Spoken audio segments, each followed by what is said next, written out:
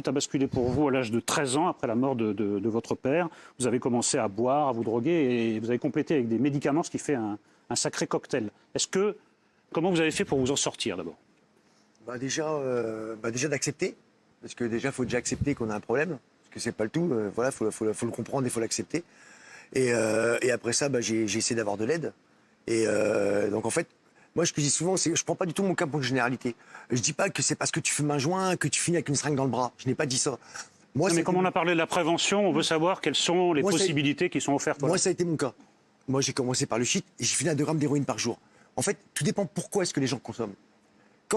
Et c'est pour ça, moi, je suis partagé par rapport à ça. C'est vrai, parce qu'effectivement, quand je vois comment tu mets ton panneau, je comprends tout à fait, parce que c'est pareil. Moi, il y a des fois, je me dis, ouais, il faut légaliser, c'est important. Enfin, voilà, il y a des problèmes. Et de l'autre côté, quand j'ai des parents qui m'appellent avec un gamin de 13 ans, qui fume de la beuh depuis 2 ans, qui fait plus rien de sa vie, qui est complètement à côté de la plaque, là, je me dis, ouais, j'ai du mal par rapport à ça.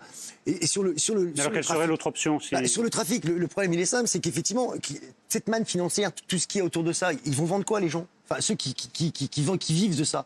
Ils vont vendre quoi? Ils vont faire quoi? Ils vont s'arrêter du jour au lendemain de faire du business, c'est cool, c'est génial. J'y crois pas. Franchement, j'y crois pas. Par contre, ce que me dit mon copain d'Estup, pour apporter une information qui est quand même au cœur du système, excusez-moi, on peut dire ce qu'on veut, hein, j'ai beaucoup de respect pour toi, hein, qu'il n'y a pas de souci là-dessus, mais lui, il est au cœur du système en 2021.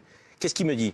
Il faut arrêter de raconter des bêtises. Si on arrête le cannabis, ils vendront de l'héroïne ou de la coke. Il me dit, mais ils le font déjà. Mais oui. Ils le font déjà. Quand le client rentre dans le quartier, il me dit, quand le client il rentre dans le quartier, et le mec, il te fait cannabis, coke, et justement, Karine, ça remplacera une... Mais justement, Karine, donc ce qu'elle dit, c'est pas vrai, ça va pas sortir des cages d'escalier, les trafiquants vont rester. Même si on légalise le cannabis, je suis désolée, ça marche pas. Non, parce qu'il n'y a pas autant d'usagers, la demande...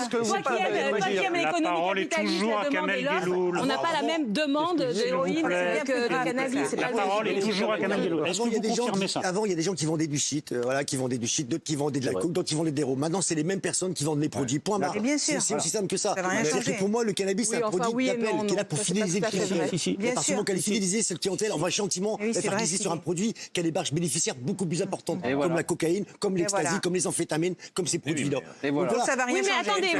Dernière question à M. Guelloul. Dernière question à M. Guelloul. Si vous devez faire la balance entre les avantages de la légalisation et les inconvénients, est-ce que vous pensez quand même que ça peut améliorer un peu la situation ou vous n'y croyez pas? C'est pas ça qui empêchera les gamins d'aller consommer. Voilà, justement, c'est le fait d'aller braver des interdits. Enfin, voilà, c'est facile. Justement, si c'est plus interdit, bref, aussi. Bon, là, il y a une bonne remarque. Bref, plus un interdit aussi. On n'a qu'à tout légaliser comme ça. Au Canada, il y a eu une baisse de la consommation chez les jeunes. Au Colorado, il y a eu une baisse de la consommation chez les mineurs. Non, mais d'accord. Et quand on légalise, de toute façon, il y a eu... Pas tous en même temps. Il ne faut pas comparer les gens dans le Colorado avec les Français. La parole est à M. Guelloul. Non, mais la consommation n'est pas la même. Je parle par rapport au trafic, il y a une loi d'amnistie pour tous les petits dealers qui se sont recyclés et de fait, et ça a marché. Mais bien sûr. Dans l'économie réelle du cannabis. Mais moi, je me méfie beaucoup des personnes qui, en banlieue... Attendez, en banlieue, vous avez des gens qui disent... Les amis, en banlieue, il y a des gens qui vous expliquent que si on arrête cette manne financière pour les gros bonnets, en gros, les habitants en bas vont devenir pauvres et soudainement ne sauront plus quoi faire. Mais c'est du pipeau. Les gens qui disent ça, qu'ils soient élus locaux d'ailleurs, je me méfie beaucoup des élus locaux qui sont contre la légalisation, parce qu'en général, c'est qu'ils ont un petit entendement par en dessous avec les trafiquants, et je trouve ça toujours très louche. Les habitants... Ça n'engage que vous.